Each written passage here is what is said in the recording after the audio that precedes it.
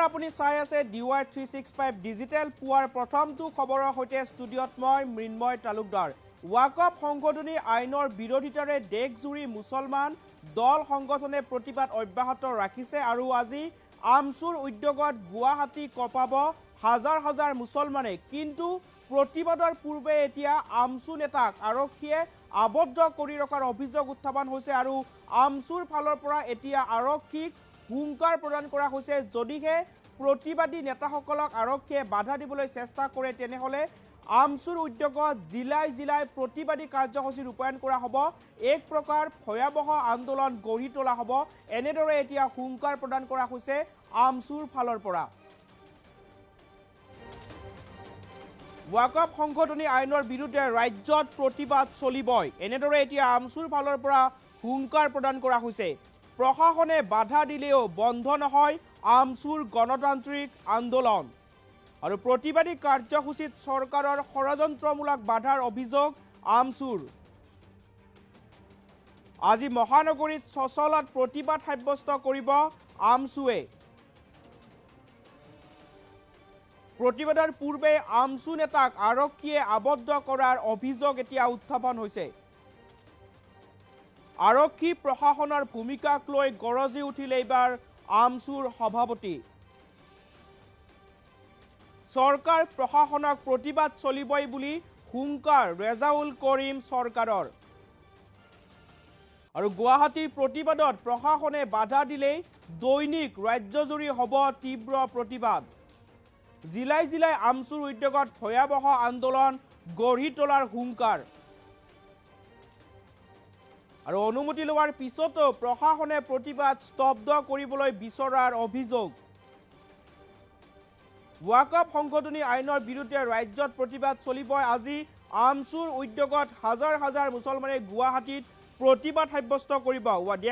দেখিবলৈ পোৱা গৈছে যে ৱাকফ সংশোধনী আইনৰ বিৰোধিতাৰে দেশজুৰি প্ৰতিক্ৰিয়া বা দেশজুৰি প্ৰতিবাদী কাৰ্যসূচী অব্যাহত আছে আৰু আজি গুৱাহাটী কঁপাব হাজাৰ হাজাৰ মুছলমানে।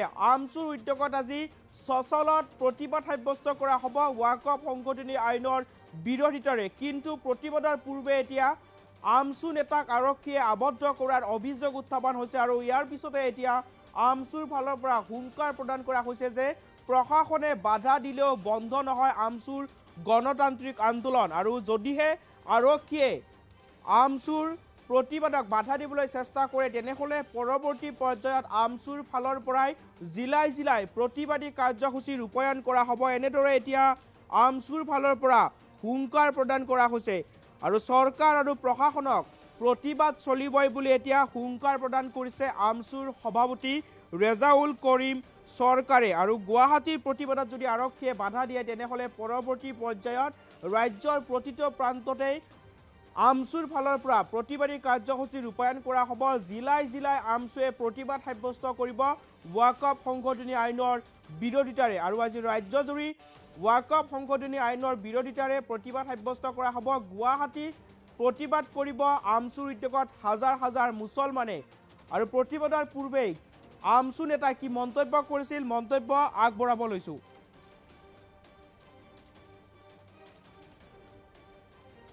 অসমৰ ইতিহাসত বৰ দুৰ্ভাগ্যজনক যে গণতান্ত্ৰিকভাৱে আন্দোলন কৰিব নোৱাৰা এটা পৰিস্থিতিৰ সৃষ্টি কৰি দিব বিচৰা হৈছে।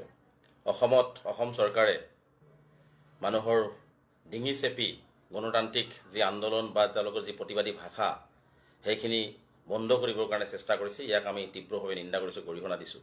যে যোৱা 22 তাৰিখে আমি কেন্দ্ৰীয় সমিতি এটা সিদ্ধান্ত গ্ৰহণ কৰিছিলোঁ। অসমৰ বিভিন্ন জ্বলন্ত সমস্যা আছে, বিভিন্ন সমস্যা আছে আমাৰ।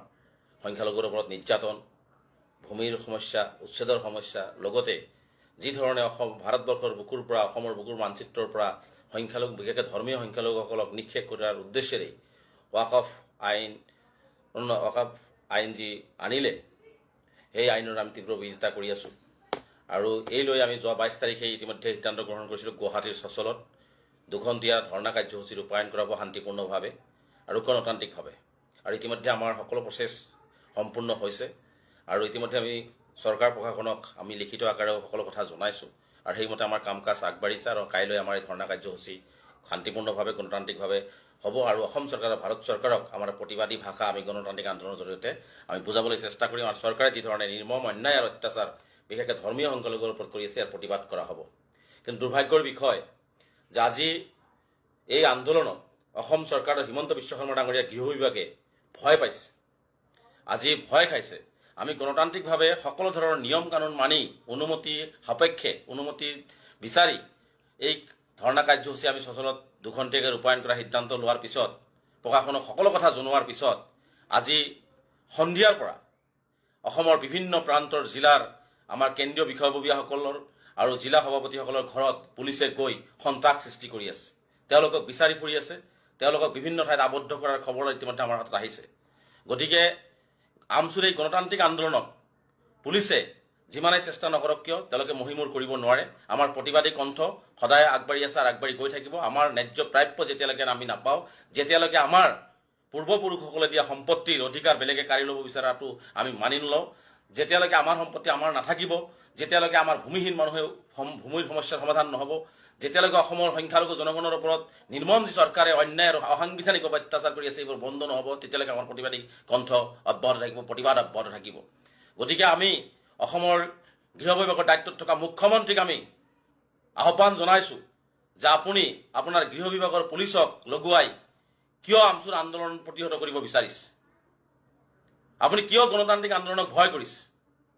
আমি কোনো ধৰণৰ হিংসাত্মক আন্দোলনৰ কাৰ্যসূচী গ্ৰহণ কৰা নাই, আমি কোনো ধৰণৰ বিশৃংখল পৰিৱেশৰ কাৰ্যসূচী গ্ৰহণ কৰা নাই। আমি গণতান্ত্ৰিকভাৱে আমাৰ ওপৰত হোৱা ভাৰত চৰকাৰ আৰু অসম চৰকাৰে কৰা অন্যায় আৰু অত্যাচাৰ, আমাৰ পূৰ্বজসকলে দিয়া মাটি কাঢ়ি লৈ যাব বিচৰা কাৰ্যটোক আমি বিৰোধিতা কৰি আমাৰ অসমৰ সংখ্যালঘু জনগণৰ মূল সমস্যা বা চৰকাৰখনে যি ধৰণে দমন নীতিৰে সংখ্যালঘুসকলক নিক্ষেপ কৰিছে তাৰ প্ৰতিবাদত আমি আন্দোলন কাৰ্যসূচী গ্ৰহণ কৰিছোঁ।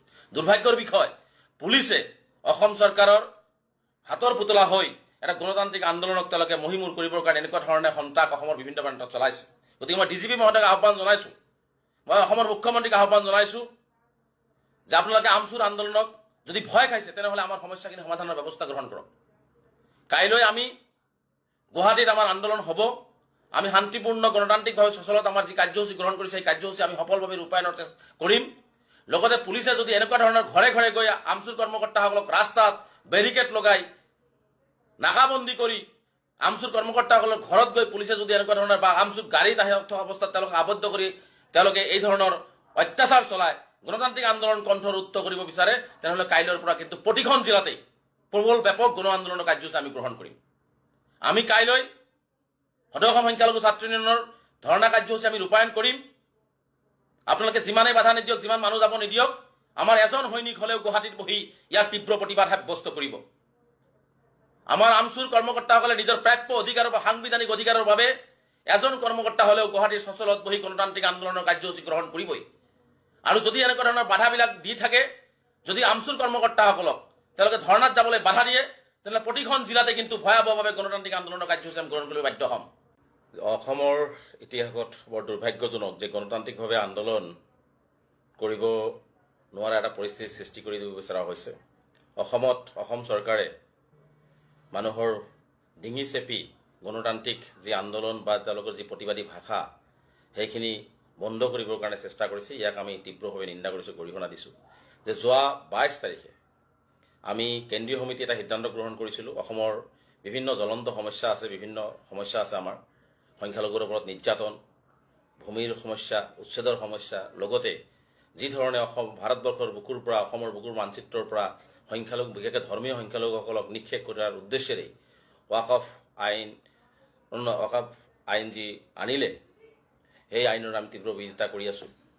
আৰু এই লৈ আমি যোৱা 22 তাৰিখে ইতিমধ্যে সিদ্ধান্ত গ্ৰহণ কৰিছিলোঁ গুৱাহাটীৰ সচলত দুঘণ্টীয়া ধৰ্ণা কাৰ্যসূচী ৰূপায়ণ কৰাব শান্তিপূৰ্ণভাৱে আৰু গণতান্ত্ৰিকভাৱে। আৰু ইতিমধ্যে আমাৰ সকলো প্ৰচেছ সম্পূৰ্ণ হৈছে আৰু ইতিমধ্যে আমি চৰকাৰ প্ৰশাসনক আমি লিখিত আকাৰেও সকলো কথা জনাইছোঁ আৰু সেইমতে আমাৰ কাম কাজ আগবাঢ়িছে। আৰু কাইলৈ আমাৰ এই ধৰ্ণা কাৰ্যসূচী শান্তিপূৰ্ণভাৱে গণতান্ত্ৰিকভাৱে হ'ব আৰু অসম চৰকাৰ ভাৰত চৰকাৰক আমাৰ প্ৰতিবাদী ভাষা আমি গণতান্ত্ৰিক আন্দোলনৰ জৰিয়তে আমি বুজাবলৈ চেষ্টা কৰিম। আৰু চৰকাৰে যি ধৰণে নিৰ্মম অন্যায় আৰু অত্যাচাৰ বিশেষকৈ ধৰ্মীয় সংখ্যালঘুৰ ওপৰত কৰি আছে ইয়াৰ প্ৰতিবাদ কৰা হ'ব।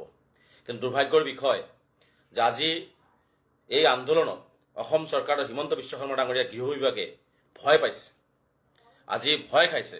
আমি গণতান্ত্ৰিকভাৱে সকলো ধৰণৰ নিয়ম কানুন মানি অনুমতি সাপেক্ষে অনুমতি বিচাৰি এই ধৰ্ণা কাৰ্যসূচী আমি সচলত 2 ঘণ্টাকৈ ৰূপায়ণ কৰাৰ সিদ্ধান্ত লোৱাৰ পিছত প্ৰশাসনক সকলো কথা জনোৱাৰ পিছত আজি সন্ধিয়াৰ পৰা অসমৰ বিভিন্ন প্ৰান্তৰ জিলাৰ আমাৰ কেন্দ্ৰীয় বিষয়ববীয়াসকলৰ আৰু জিলা সভাপতিসকলৰ ঘৰত পুলিচে গৈ সন্ত্ৰাস সৃষ্টি কৰি আছে। তেওঁলোকক বিচাৰি ফুৰি আছে, তেওঁলোকক বিভিন্ন ঠাইত আবদ্ধ কৰাৰ খবৰ ইতিমধ্যে আমাৰ হাতত আহিছে। গতিকে আমচুৰ এই গণতান্ত্ৰিক আন্দোলনক পুলিচে যিমানেই চেষ্টা নকৰক কিয় তেওঁলোকে মহিমূৰ কৰিব নোৱাৰে। আমাৰ প্ৰতিবাদী কণ্ঠ সদায় আগবাঢ়ি আছে আৰু আগবাঢ়ি গৈ থাকিব। আমাৰ ন্যায্য প্ৰাপ্য যেতিয়ালৈকে আমি নাপাওঁ, যেতিয়ালৈকে আমাৰ পূৰ্বপুৰুষসকলে দিয়া সম্পত্তিৰ অধিকাৰ বেলেগে কাঢ়ি ল'ব বিচাৰাটো আমি মানি নলওঁ, যেতিয়ালৈকে আমাৰ সম্পত্তি আমাৰ নাথাকিব, যেতিয়ালৈকে আমাৰ ভূমিহীন মানুহে ভূমিৰ সমস্যাৰ সমাধান নহ'ব, যেতিয়ালৈকে অসমৰ সংখ্যালঘু জনগণৰ ওপৰত নিৰ্মম যি চৰকাৰে অন্যায় আৰু অসাংবিধানিক অত্যাচাৰ কৰি আছে এইবোৰ বন্ধ নহ'ব, তেতিয়ালৈকে আমাৰ প্ৰতিবাদী কণ্ঠ অব্যাহত থাকিব, প্ৰতিবাদ অব্যাহত থাকিব। গতিকে আমি অসমৰ গৃহ বিভাগৰ দায়িত্বত থকা মুখ্যমন্ত্ৰীক আমি আহ্বান জনাইছোঁ যে আপুনি আপোনাৰ গৃহ বিভাগৰ পুলিচক লগোৱাই কিয় আমচুৰ আন্দোলন প্ৰতিহত কৰিব বিচাৰিছে? আপুনি কিয় গণতান্ত্ৰিক আন্দোলনক ভয় কৰিছে?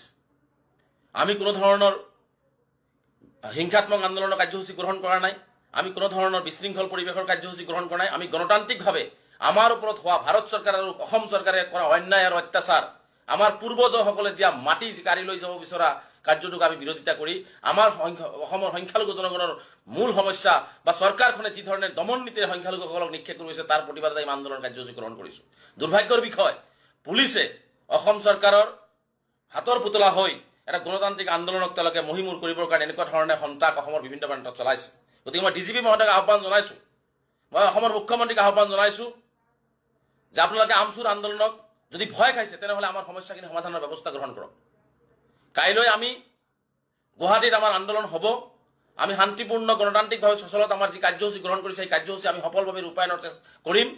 লগতে পুলিচে যদি এনেকুৱা ধৰণৰ ঘৰে ঘৰে গৈ আমচুৰ কৰ্মকৰ্তাসকলক ৰাস্তাত বেৰিকেড লগাই নাকাবন্দী কৰি আমচুৰ কৰ্মকৰ্তাসকলৰ ঘৰত গৈ পুলিচে যদি এনেকুৱা ধৰণৰ বা আমচুৰ গাড়ীত আহি থকা অৱস্থাত তেওঁলোকক আবদ্ধ কৰি তেওঁলোকে এই ধৰণৰ অত্যাচাৰ চলায় গণতান্ত্ৰিক আন্দোলন কণ্ঠৰোধ কৰিব বিচাৰে, তেনেহ'লে কাইলৈৰ পৰা কিন্তু প্ৰতিখন জিলাতেই প্ৰবল ব্যাপক গণ আন্দোলনৰ কাৰ্যসূচী আমি গ্ৰহণ কৰিম। আমি কাইলৈ সদৌ অসম সংখ্যালঘু ছাত্ৰ ইউনিয়নৰ ধৰ্ণা কাৰ্যসূচী আমি ৰূপায়ণ কৰিম। আপোনালোকে যিমানেই বাধা নিদিয়ক, যিমান মানুহ যাব নিদিয়ক, আমাৰ এজন সৈনিক হ'লেও গুৱাহাটীত বহি ইয়াৰ তীব্ৰ প্ৰতিবাদ সাব্যস্ত কৰিব। আমাৰ আমচুৰ কৰ্মকৰ্তাসকলে নিজৰ প্ৰাপ্য অধিকাৰ বা সাংবিধানিক অধিকাৰৰ বাবে এজন কৰ্মকৰ্তা হ'লেও গুৱাহাটীৰ সচলত বহি গণতান্ত্ৰিক আন্দোলনৰ কাৰ্যসূচী গ্ৰহণ কৰিবই। আৰু যদি এনেকুৱা ধৰণৰ বাধাবিলাক দি থাকে, যদি আমচুৰ কৰ্মকৰ্তাসকলক তেওঁলোকে ধৰ্ণাত যাবলৈ বাধা দিয়ে, তেনেহ'লে প্ৰতিখন জিলাতে কিন্তু ভয়াৱহভাৱে গণতান্ত্ৰিক আন্দোলনৰ কাৰ্যসূচী আমি গ্ৰহণ কৰিবলৈ বাধ্য হ'ম।